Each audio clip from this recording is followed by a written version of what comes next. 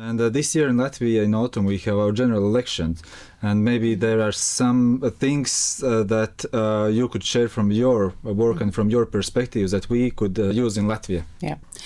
You know, it was not one of effort. We were working on it already when democracy in Poland started to be infringed and violated, and the rule of law stopped to be the rule of law, but rule by law. And the moment when the elections in 2023 were coming, we knew that we have to be prepared and we have to mobilize people to go to the polls. Because it was obvious that a lot of people were disappointed with the government that was in power at that time, were feeling threatened. Also, you know, the drop that somehow was too much was the moment when the Constitutional Tribunal, that was populated by people sent by the government, decided to introduce almost full ban on abortion. Then millions of women, girls, but also men went to the streets all over Poland, not only in big cities, but also in towns. This was a sign that people were fed up, that they really wanted to breathe freely, that they wanted to have their rights back. All the public opinion polls were showing that they are on the rise, that they are going to win. So we started to think how to bring people hope that things can change, how can reach out to people to make sure that they believe that they can make a difference, that your vote really matters. And we make a very comprehensive set of research. What are people's concerns? It was a huge kind of 10 most important things for people. And then we started to build a narrative around it, that these things can be solved, but in order to solve them, you must have a government that really cares. So we're not saying whom to vote or who to not, but we were showing what is the policy of the current government and how it must be changed in order that your concerns and worries are to be addressed. And also from this research, we knew that the the group that doesn't go to the polls as often as others are young women. So we decided to focus on them and really address our campaign to women. That's why there were several dozen campaigns that run by different civil society organizations, and altogether it made a feeling that everybody wants to go to the polls. And suddenly, and I remember there was the protest in the streets organized by the Civic Platform, where for the first time I saw so many young people. And when I saw one sign, I knew that we were going to win. It was voting is sexy.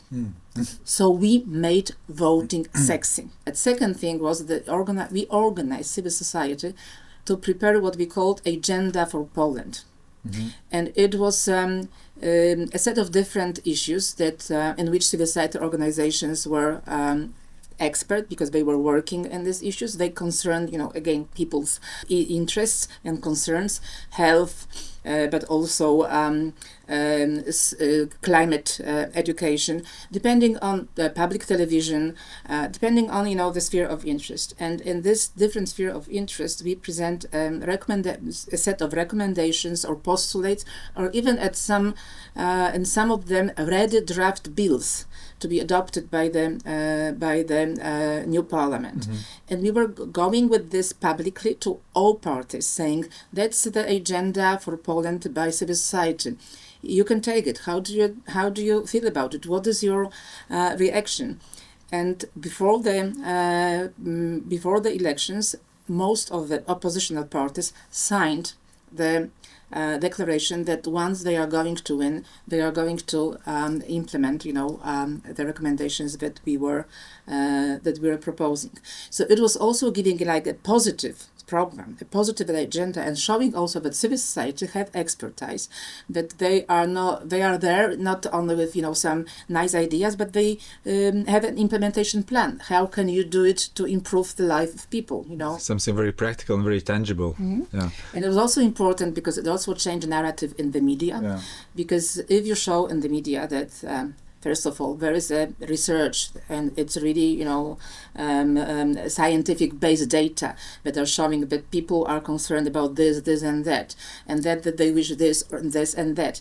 Then you start to talk about it. We give them, an issues to talk about. Polarization is everywhere. Of course, it is also in Poland, but this is a political polarization. One that is being used, especially during the electoral campaign, because it's much easier to win the constituency when you really very rough, that you harshly polarize them. Then you can be sure that those who are your kind of iron constituency, they will go. But what we managed to do in our campaign, that we linked values with practicalities. So, for example, one of the slogans that were used in our campaign was, do you want to have money do you want to have money for the anti-cancer treatment, or rather that this money will go for propaganda on public TV? And everybody knew, because it was something that really referred to a real situation. So it was based on values, but immersed in practicalities.